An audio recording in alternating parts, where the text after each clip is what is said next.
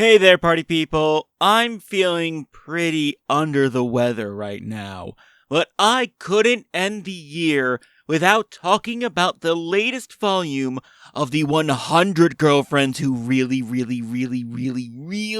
Love You. We're now over 100 chapters in, but we'll get to that. Also, sorry if this video ends up being short and stuff. Anyway, we start volume 12 with a weird one, with 5 of our most, I'll just say fetishy girls stuck in a jar, vaguely reenacting a ritual known as kodoku. Essentially, it's done by putting venomous insects into a jar, and the last one alive is now a curse. So you get the idea, the strongest fetish wins. And it actually ends up being Rentaro, who was secretly unconscious at the bottom of the jar the entire time, as the various ladies fall and broke his spine and eventually realigned his spine. As for why there was a giant jar for all these people to get stuck in the first place, Hakari just wanted to impress Yaku. But next we have a story arc, because it is sports festival time.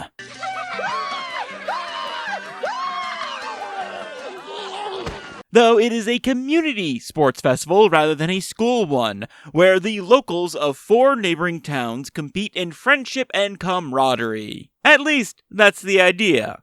But as we all know, competition, between locations most of all, breeds contempt and bad blood. Just look at any sporting game ever.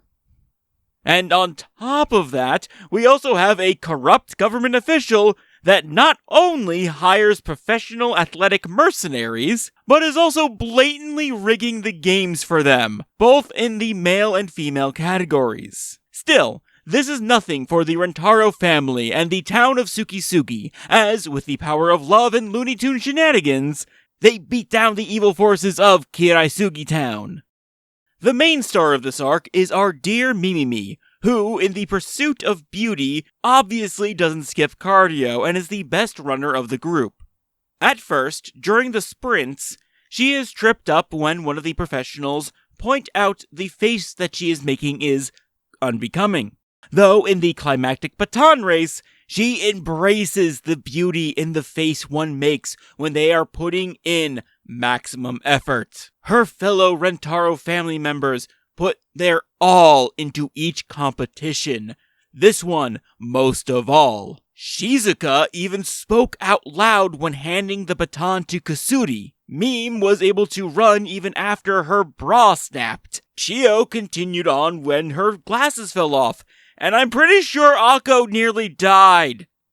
Mimimi, who understands true beauty, sees all of this as the anchor, and lets her face become one filled with determination. Teeth grit, nose scrunched, brow furrowed, and it is the face of beauty.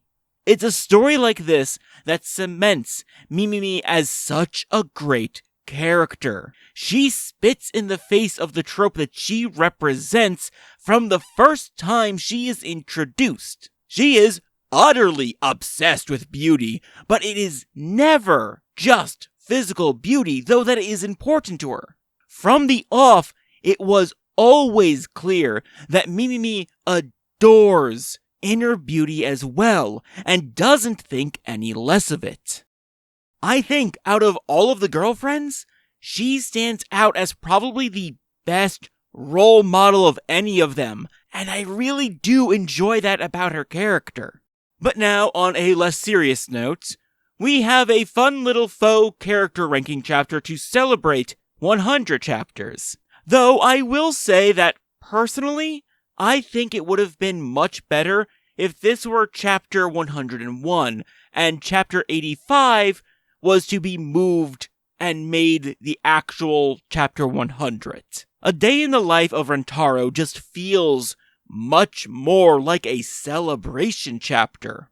It has the return of the god of love, Rentaro reflecting on his middle school and his choices. Everything about it feels like a milestone chapter, while the true 100th chapter is cute, but predictable.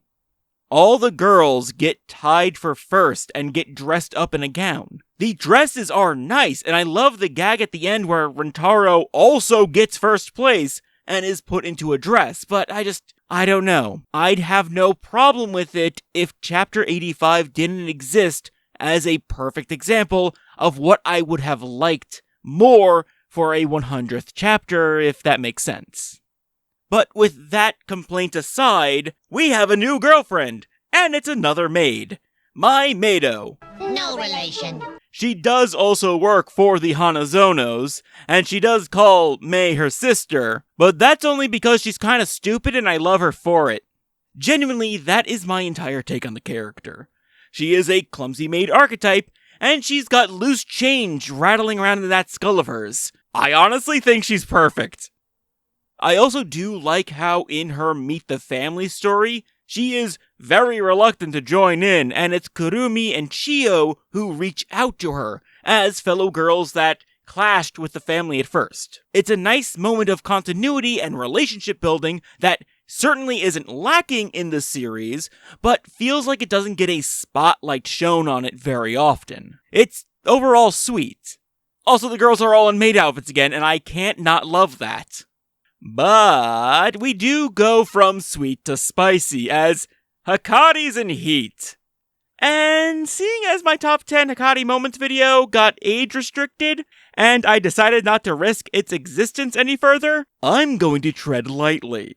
Also, speaking of that video, I do plan on remaking it eventually, just more family-friendly, and then I will probably put the original up on Patreon with maybe some extra spice. And if that goes over well, you can definitely expect more spicy videos to be covered on Patreon from then on. Lots of things to do in 2025.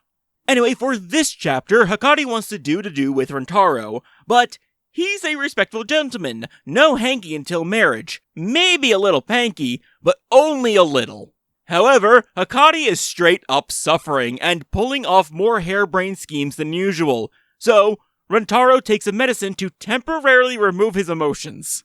Trust me, it makes sense in context. This way, Hakari can get felt up by him and he won't release the beast. At the end of it all, Hakari resists the urge to, just straight up commit a crime, and the two take a nap topless together.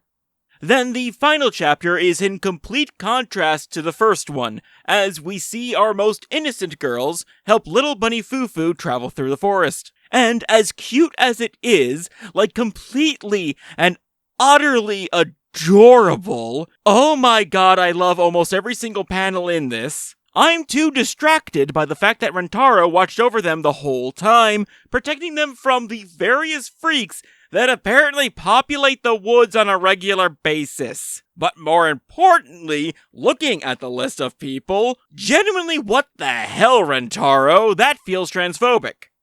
And before you say anything, I understand that they're all jokes. I can make them too. We then wrap up with a bonus chapter where Mai is interacting with Mei for the first time, and yeah, altogether a great volume. 100 Girlfriends is at its best when it mixes the laughs with heartfelt sincerity, and this is that to a T. But what do you think of the 12th volume of the 100 Girlfriends Who Really, Really, Really, Really, Really Love You? Leave a comment down below. I am very interested to find out. With all that said, I'm going to sleep. Bye!